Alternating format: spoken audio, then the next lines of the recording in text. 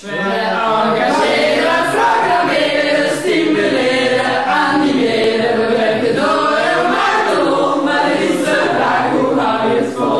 En de aspiranten leiden, bewust zelf begeleiden. Kies, daar moet je echt voor kiezen, er is geen tijd meer te verliezen. Wij engageren, programmeren, stimuleren, animeren. We werken door en maken rond, maar het is de vraag hoe hou je het vol? Werkgroepleiding, rakleiding, vitologie, aspileiding, groepsleiding, proost en BB. En heeft de ploeg, het valt best mee.